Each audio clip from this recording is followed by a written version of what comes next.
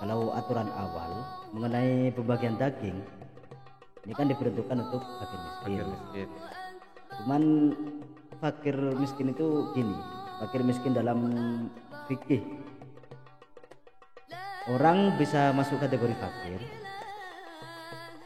itu orang yang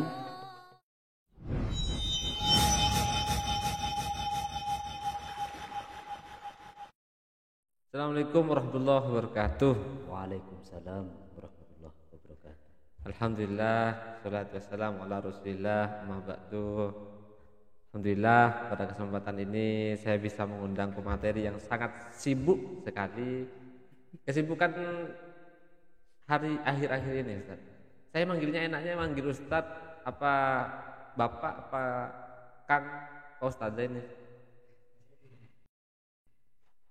Mungkin Kang Mawon, Kang biar lebih akrab lah. Rifan, Kang Aan, Kang Aan ya, persis di IG-nya ya Ustaz. Di IG. Kang maksud saya, Kang Aan. Alhamdulillah kita bisa bertatap muka dengan Kang Aan yang jabatannya saat ini di kepengurusan adalah Ketua Taklimiyah, Ketua di bagian pendidikan. Alhamdulillah. Gimana kabarnya Ustaz? Alhamdulillah baik ya. Selama jadi kurban, Selama jadi kurban. saya selama ini masih Berdagang nyawa. Kesibukan akhir-akhir ini. Kayaknya kemarin sudah sidang sempro tesis ya. No, hanya nomor 2 saja. Hanya nomor 2. Kesibukan pertama. Seperti biasa ya seperti itulah. Ya seperti itu. Oke. Bisa dipahami. Biasanya. Kang Aan, beberapa hari ke depan kita akan menjumpai namanya Idul Adha. Nah, di sana juga ada prosesi. Kok bahasanya prosesi ya, Ustaz? Apa ya? Ya pokoknya ada sesuatu lah yang berkaitan dengan kurban. Nah, monggo diminum Ustaz. Memang disediakan untuk minum itu. Oh, nggih ngapunten, dereng diaturaken ket mau. Mohon maaf. Bisa rokokan, bisa pokoknya bisa semua. Smoking area. Kembali lagi ke ya ini sudah saya Ustadz Sankes ritual ngopi ala santriwan. Oh, nggih. Jadi ritualnya sejenis diskusi kayak gini, ngopinya yang ngopi ala santri gitu. Jadi jenengan masih santri ya? Alhamdulillah masih santri Ustaz. Alhamdulillah. Masih santri dan Mugi masih langgeng. Semoga cepat selesai Ustaz. Karena sudah menjadi korban juga sebenarnya Ustaz. Oke, kembali lagi ke pembahasan awal kurban ini Ustaz.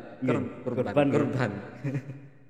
Sudah banyak dibicarakan di masyarakat masalah kurban dan problematika yang dihadapi masyarakat. Cuman yang perlu saya tanyakan pertama tentang kurban itu sendiri. Kurban itu dari definisi menurut Kang Aan ini gimana? Niki definisi secara nopo nggih? Nggih, monggo kersa. Baik istilah, baik syarat baik dukotan, syar'an atau bahasa jenengan sendiri, monggo kerso. Kula manut jenengan. Kurban ini merupakan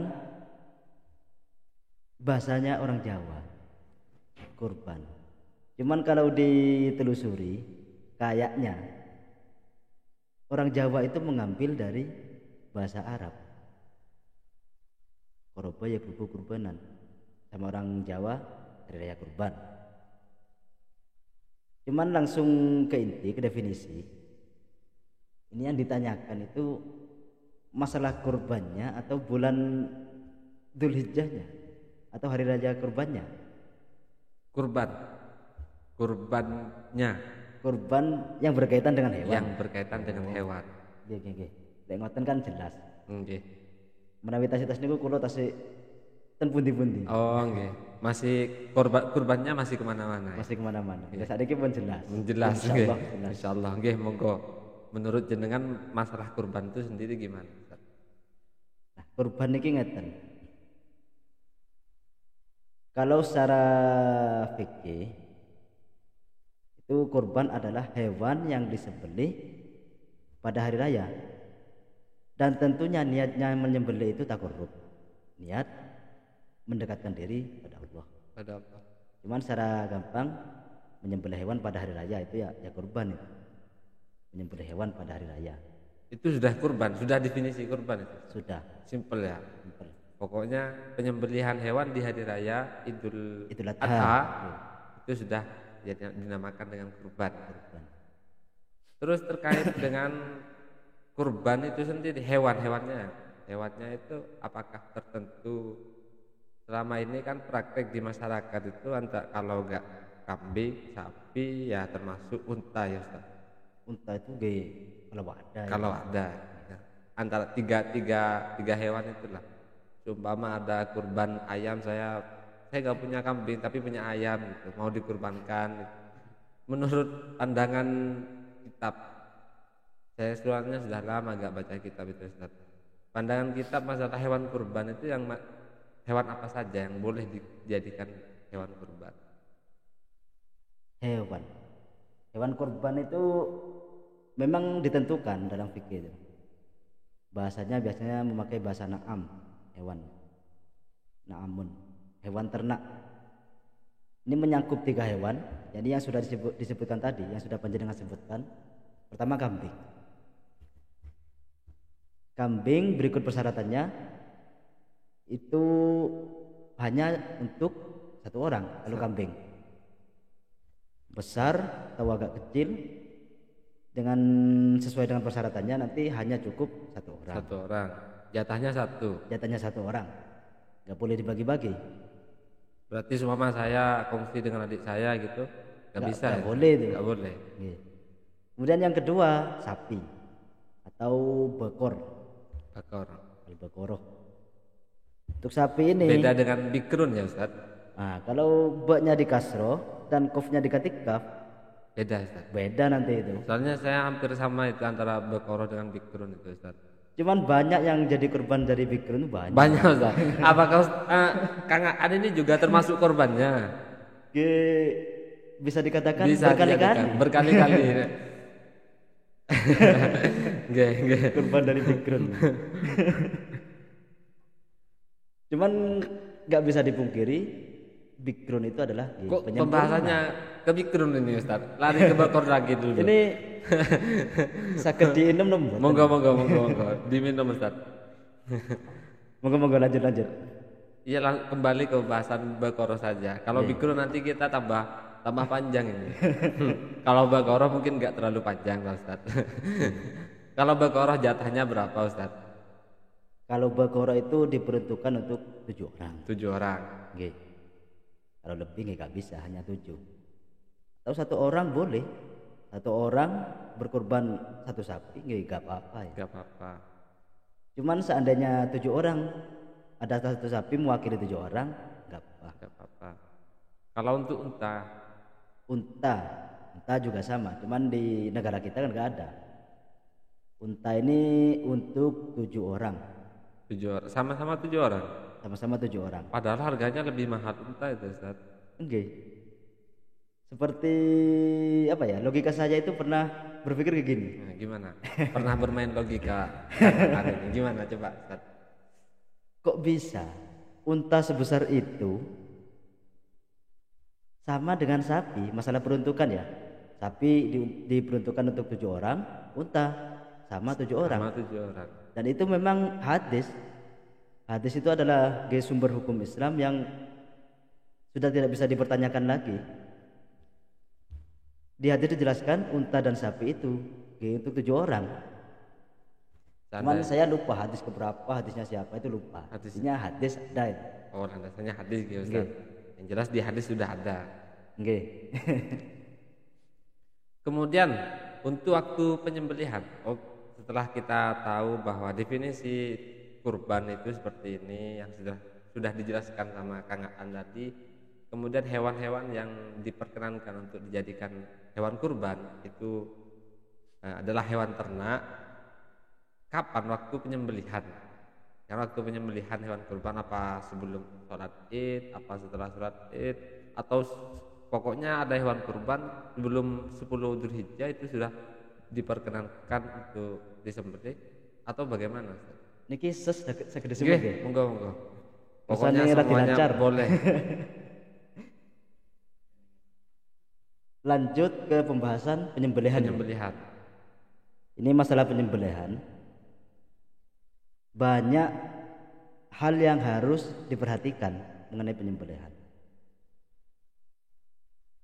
Kalau kita kaitkan ke hewannya, hewan yang mau disembelih, hal pertama yang harus kita perhatikan niku nggih, hewan niku gadane sinten?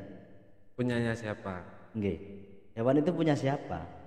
Kalau punya tetangga? Kalau punya tetangga nggih jangan dikorbankan atas nama diri sendiri. Itu yang perlu diperhatikan yang pertama. Kemudian yang kedua, halal atau enggaknya.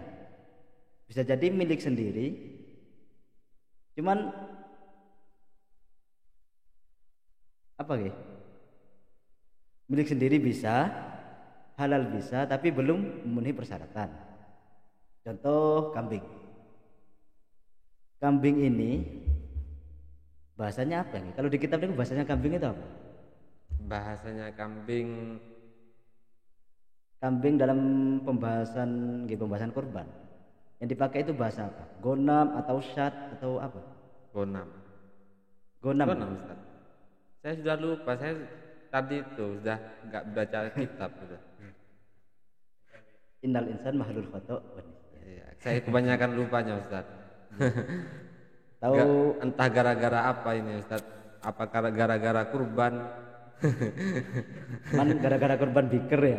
Soalnya kan pembahasan kurban itu bukan hanya masalah hewan. Di kurban perasaan juga ada. Jangan berapa kali berkurban mengenai perasaan. Itu privasi Ustaz. Nanti di tempat yang berbeda. Monggo. Kembali ke tema gitu. Kembali ke tema. Kambing itu kalau kambing Jawa itu ya seperti yang ada di tentunya di pondok kita, wilayah-wilayah kita itu kan kambing Malang, Malang. Kambing Malang. Di Malang itu yang ada kambing Jawa. Itu minimal 1 tahun. 1 tahun. 1 tahun. Cuman ada lagi yang namanya itu kambing domba. Domba itu kalau nggak salah itu wedhus kibas. Kalau nggak salah. Atau kalau di Indonesia domba itu kambing yang sungguhnya gini. Itu namanya domba. Saya kurang tahu. Nanti domba ini ketika kita kaitkan ke fikih, domba yang di Indonesia itu ya. Ini masuk yang jad'atu do'nin atau yang mana? Soalnya kalau kambing yang sungguhnya besar itu sungguh apa bahasanya? Tanduk. Nah, yang tanduknya besar itu di Indonesia namanya domba. Cuman kalau kita lihat di fikih jad'atu do'nin, bahasanya itu jad'atu do'nin, domba yang giginya sudah puel. Masa puel bahasanya? Apa bahasa yang tepat gimana Ustaz? Kalau Jawa ini pupak. Tambahannya di telinga saya itu Ustaz. Ada anak kecil giginya copot satu itu namanya pupak. Jadi kalau ada kambing wedhus yang pupak berarti sudah masuk persyaratan. Itu pupak sendiri atau karena tabrakan gitu Ustaz? Pupak sendiri. Seumpama tabrakan itu nggak bisa ya? Nggak bisa. Tahu ada kambing ompong? Itu ada ya Ustaz? Kambing ompong itu? Bisa jadi ada. Kambing sakit gigi sampai giginya ompong. Lanjut. Jad'ah atau domba. Domba itu minimal 6 bulan. Beda dengan kambing Jawa. Kalau domba itu 6 bulan ke atas. Sudah memenuhi syarat untuk dikurbankan. Jadi kalau dikaitkan dengan di awal tadi, pertama halal milik sendiri, itu sudah tercukupi. Cuman kalau punya kambing belum genap umur 1 tahun atau domba belum 6 bulan atau giginya belum puel, masih kurang memenuhi syaratnya masih kurang. Jadi walaupun hewannya hewan milik sendiri kemudian halal tapi tidak memenuhi syarat, maka tidak sah untuk dikurbankan, dijadikan hewan kurban. Harus memenuhi syarat. Kurang sempurna syaratnya kurang sempurna. Tapi memang nggak bisa ya Ustaz, kalau ayam atau kalau tadi kan kambing jatahnya satu orang, kan paling tidak ayam satu buat separuh orang, kalau ayam dua satu orang gitu Ustaz. Main akal-akalan gitu Ustaz, bisa nggak? Kalau yang berkurban anak kecil pakai ayam. Iya. Remaja pakai ayam kalkun. Kalau kita lihat ke aturan dasar di fikih dasar, kayaknya nggak bisa. Ya, memang sudah tertentu pada kalau nggak kambing ya sapi, kalau nggak sapi ya unta. Cuman ada salah satu Imam Memro bahasanya, Imam Romli. Bukan Imam Romli, maaf. Ada salah satu ulama namanya itu Al-Madani atau siapa gitu. Beliau mengutip hadis dari Ibnu Abbas. Kalau orang itu tidak punya, dalam artian dia tidak masuk ke kategori kaya. Kalau tidak punya kambing atau sapi atau unta, ya boleh sebenarnya. Ustaz. Boleh pakai ayam jago. Cuman saya menemukan hanya imam satu itu. Jatahnya satu orang ya Ustaz. Satu orang. Masa ayam jago untuk berkeluarga. Cuma nanti kalau masalah makan masih dirinci lagi. Masalah memakan hewan yang dikorbankan tadi. Berarti ada satu ulama yang memperbolehkan hewan kurban itu terdiri dari pokok ketika dia kategorinya bukan orang kaya bisa pakai ayam. Seadanya lah. Saya kan tidak termasuk kategori itu Ustaz. Kali-kali suatu hari nanti saya mau kurban ayam gitu. Enggak masalah Ustaz. Jenengan pernah berkurban nih? Tergantung kurbannya Ustaz. Enggak, maksud saya kurban seperti yang kita bahas di tema ini. Belum. Kalau kurban perasaan ya seperti yang Ustaz alami. Kok tahu jenengan? Seterusnya ada pertanyaan ini Ustaz dari Instagram. Cuman sebelum ke situ saya mau nanya masalah waktu penyembelihannya terlebih dahulu. Waktu penyembelihan hewan kurban itu pada hari apanya? Pada hari pas hari raya atau setelahnya atau sebelumnya, itu bisa apa gimana Ustaz? Waktu penyembelihan ini berhubungan dengan nama kurban itu sendiri. Nama kurban atau istilah kurban dalam fikih biasanya memakai kata udhiyah. Ini kaitannya dengan waktunya. Kenapa kok namanya udhiyah? Kaitannya dengan waktu sebenarnya. Waktu penyembelihan itu dimulai setelah sholat Id. Dan kita tahu sholat itu kan kita bisa melaksanakan sholat Id kalau sudah masuk waktu duha. Jadi waktu penyembelihan udhiyah dimulai ketika waktu duha itu atau setelah sholat Id.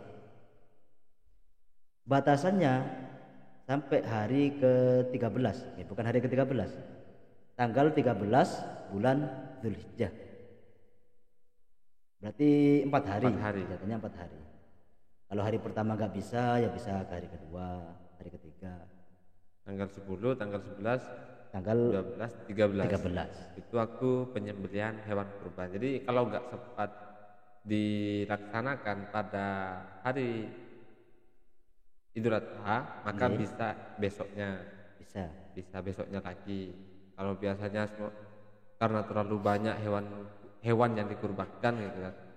Hewan kambingnya terlalu banyak atau sapinya terlalu banyak, sedangkan penyembelihnya itu cuma satu orang yang tahu masalah penyembelihan, maka bisa bertahap. Bisa molor Bisa molor sampai tanggal 13 Dzulhijjah. Sampai 13 Dzulhijjah. Nah, setelah penyembelihan itu kan pastinya ada pembagian hewan kurban, pembagian dagingnya, Ustaz. Nggih. Nah, daging ini mau kemana ini, Ustaz? Ke fakir saja atau ke orang kaya itu bisa menerima atau yang berkurban juga bisa ngambil? Itu gimana, Ustaz? Nah, ini banyak pembahasan. Banyak pembahasan. Kita bahas yang anu dulu, Ustaz, biar tidak terlalu banyak. Nggih. Ke yang penyembelihan apa? Pembagiannya ke orang fakir. Orang fakir. Yang enggak miskin lah, Ustaz. Nggih. Kalau aturan awal mengenai pembagian daging ini kan diperuntukkan untuk fakir miskin. Fakir miskin. Cuman fakir miskin itu gini, fakir miskin dalam fikih orang bisa masuk kategori fakir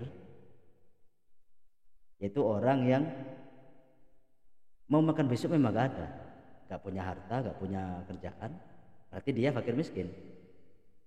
Cuman sering kita temukan di wilayah kita ada salah satu keluarga di rumahnya itu tulisan prasejahtera.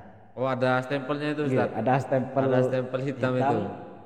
Keluarga prasejahtera. Iya, bahasanya prasejahtera gitu. Iya. Ada banyak itu, Ustaz. Biasanya ada KIP apa kemudian PKH dan lain sebagainya itu. Dan itu maksudnya gimana gitu nih? Loh, kok nanti tanya ke saya, Ustaz? Soalnya bisa jadi orang yang rumahnya berstempel prasejahtera tidak masuk kategori fakir. Kadang juga tidak masuk kategori miskin. Masuk kategori orang kaya. Masuk kategori orang kaya. Tapi dapat stempel itu, Ustaz. Tapi dapat stempel. Dapat stempel itu berarti dapat bantuan itu, Ustaz. Iya. Soalnya gini yang saya tahu, kalau dilihat dari definisi tadi ya, definisi fakir itu sangat ketat sekali. Buat makan aja tidak ada, kerjaan tidak ada. Yang mau dan dimakan. Pada sekarang ini kayaknya sulit ada yang seperti itu. Atau kita bahasakan kemiskin. Miskin itu orang yang buat makan ada, kerjaan ada, tapi nggak cukup. Contoh satu keluarga satu hari butuh 30.000 lah buat makan. Cuman dia hanya memiliki 20.000 atau 15.000, nanti dia masuk kategori miskin. Masih ada lah. Masih ada lah. Ada nama miskin itu masih ada. Masih ada. Buat makan ada, cuman nggak cukup. Masih harus ngutang atau diberi tangga gitu, Ustaz. Nggih. Kalau saya lihat orang yang masuk kategori prasejahtera ini, kayaknya kalau untuk makan ya ada sih, meskipun seadanya. Meskipun seadanya. Bukan beda-beda. Makan seadanya itu maksudnya gitu. Kalau adanya terong, gitu makan sama terong. Bukan seadahnya ya. Bukan sewadahnya. Gih. Bisa jadi orang yang prasejahtera ini gak termasuk fakir miskin. Cuman kan di Indonesia gak mandang seperti itu. Orang ini dianggap tidak mampu, ya dia kebagian lah. Kemudian ini ada pertanyaan, Ustadz, dari teman-teman masalah kurban dan akikah jadi satu. Karena saya punya kambing satu, mau saya kurbankan sekaligus saya akikahkan buat anak saya. Apakah itu bisa? Boleh gitu. Ini yang berkurban atau sampean berkurban ya? Ya. Sekaligus kurban sampean dijadikan akikah anaknya. Akikah anak saya atau seumpama ini kurban untuk anak saya sekaligus akikahnya anak saya gitu, Ustaz. Diniati dua biar pahalanya nambah. Ini takut salah persepsi saja ya. Kurban itu kan ya diri sendiri kurban itu. Masa yang mengorbankan orang tua? Wong sudah dari kecil orang tua sudah berkorban, masa masih ditambah lagi kurban kambing lagi orang tua. Oh iya, Ustaz. Berarti selama saya mau kurban kemudian sekaligus niatkan akikah anak saya. Itu boleh, Ustaz? Ya, kalau yang tanya boleh. Kalau yang ditanyakan itu boleh tidaknya, ya boleh-boleh saja sebenarnya. Cuman kan masyhur ulama. Kok berat gitu ya? Mau mengucapkan berat banget itu.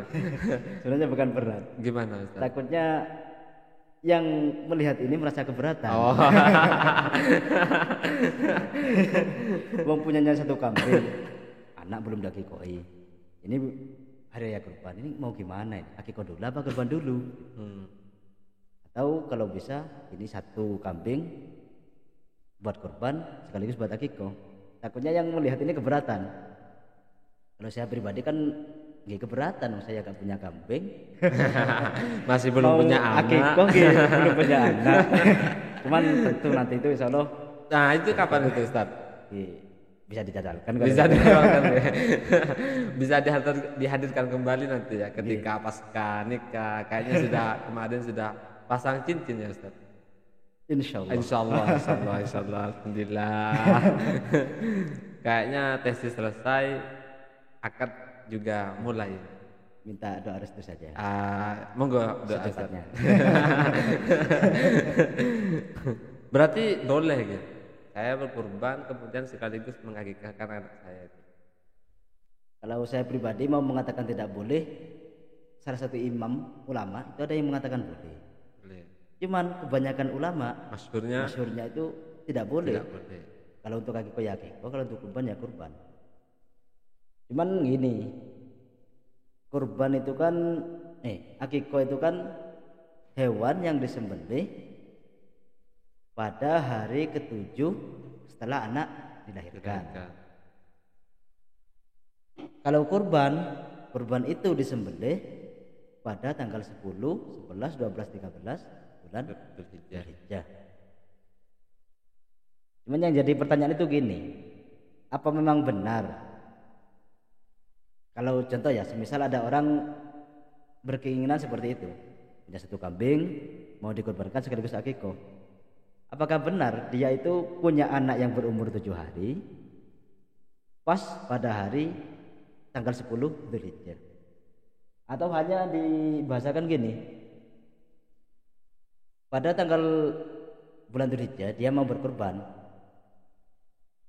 dan ketepatan anaknya belum diakikoi. Jadi meskipun masih kecil atau sudah melewati, dia belum balik lah, cuman belum diakikoi, ya boleh-boleh saja sebenarnya. Boleh-boleh saja. Ini menurut Imam Mimro. Maksudnya itu Imam Mimro. Imam Mimro itu siapa Ustaz? Tadi saya telisik lagi. Saya telusuri. Mimro itu ternyata dibalik. Sebenarnya nama imamnya itu roknya dahulu, Imam Romli. Cuman saya gak bisa protes. Kenapa ulama kok membahasakan Mimro? Kok enggak rok mim gitu? Iya, kok enggak rok mim. Nanti larinya ke Imam Rif'an Ustaz. Rofa'ain. Beda ya Ustaz. Menurut beliau Imam Romli itu boleh. Okay. Berarti itu ikut itu aja Ustaz solusinya. Ya kalau kaya ya bisa. Kalau ya lebih lah, masa 1 kambing. Enggak malu sama kayaknya kan gitu Ustaz. Kemudian tadi sempat disinggung masalah kurban itu ya buat diri sendiri. Berarti seumpama saya ingin kurban,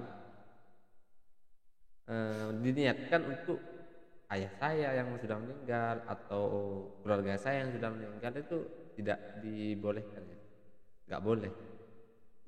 Boleh. Yang berarti sebenarnya gini, gimana? Dia itu mau berkorban enggak? Sebenarnya nggak usah jauh-jauh sampai ke situ. Oh gitu. Berarti itu bisa saja ketika saya punya semua, saya kaya, kemudian saya mau hewan kurban ini saya niatkan buat si A, semuanya keluarga saya yang sudah meninggal dan seterusnya. Bisa. Kalau sapi kan, selama saya punya sapi mau dikurbankan, keluarga saya cuma saya, istri belum Ustaz. orang tua, kemudian adik semama 5 orang. Kan iman tinggal 2 jatahnya Ustaz. Benisan sama Benisan almarhum gitu. Almarhum siapa? Cuman gitu. bukan dia gitu. Dia siapa? Kok sampai ke situ Ustaz? Takutnya Ya. yang berkorban demi si dia. Oke. Monggo diminum Ustaz. Saya masih belum minum kopi ini Ustaz. Ya kalau tadi itu ya tergantung pribadi masing-masing. Kalau dia niat berkorban, ya terserah diniati siapa saja boleh.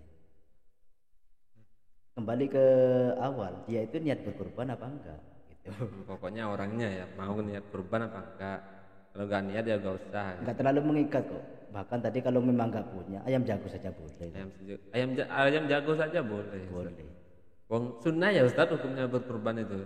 Sunnah. Enggak sampai wajib. Enggak sampai wajib. Kalau yang mengatakan wajib kan masih hilaf. Masih hitam. Kebanyakan sunnah makan. Paling tidak sunnah makan. Kemudian karena tadi pembahasannya itu banyak orang ya Ustaz. Sampai ke pembahasan diniatkan pada orang yang sudah meninggal. Seumpama di sebagian masyarakat itu ada yang arisan itu nanti yang dijadikan kurban. Ini kambingnya arisan gitu. Kambingnya itu iya kambing gimana sistemnya saya lupa. Dalam sistemnya mana arisan kurban. Tosah. Pertanyaan apa boleh? Saya kasih pemahaman sementara mengenai arisan.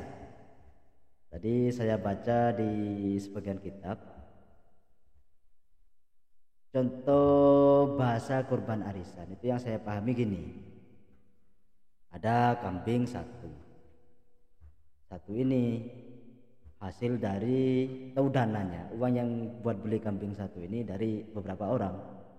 Ada 2 orang punya uang jadikan satu beli kambing. Ini boleh, kambingnya boleh dikorbankan dengan catatan sebelum dikorbankan ini nanti ditentukan pemiliknya.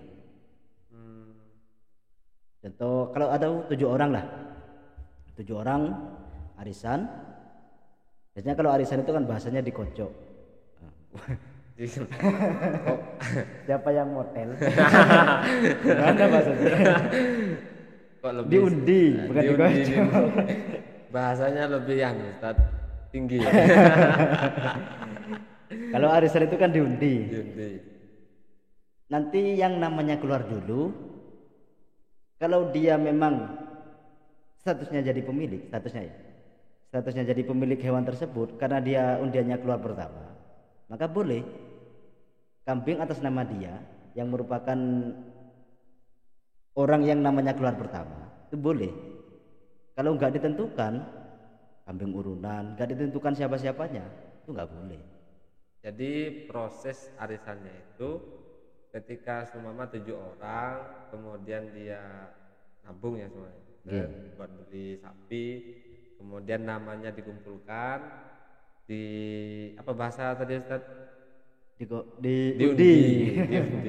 Jangan diundi, kemudian nama yang keluar pertama itu adalah pemilik dari sapi tersebut atau kambing tersebut. Maka kambing tersebut menjadi hak milik dari orang pemenang pertama. Undian tadi itulah. Pemenang undian. Maka itu boleh. Boleh. Oke. Berarti boleh ketika prosesnya seperti itu diperkenankan karena hewan kurbannya itu sudah menjadi milik satu orang, milik perorangan.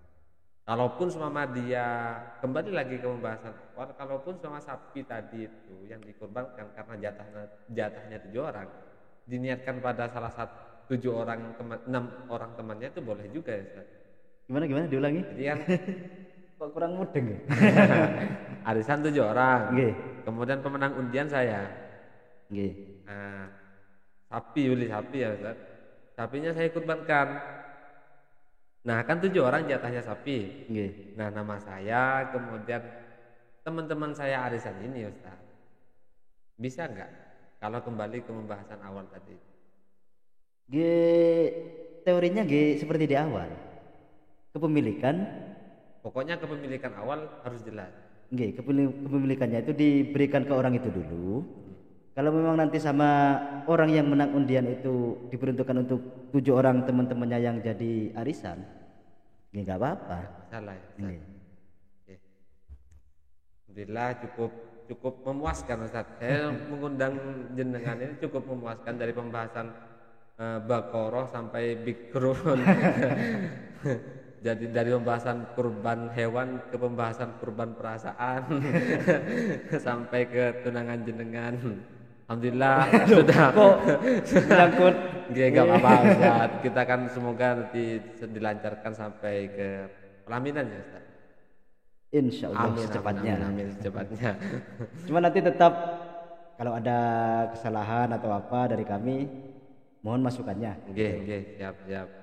Terima kasih atas waktunya. Mungkin ada pesan-kesan yang ingin disampaikan oleh Kang Aan. IG-nya Kang Aan. Jangan lupa IG-nya Kang Aan. Pesan dan kesan nggih. Kalau ada monggo. Nggih, simpel mawon nggih. Nggih, simpel.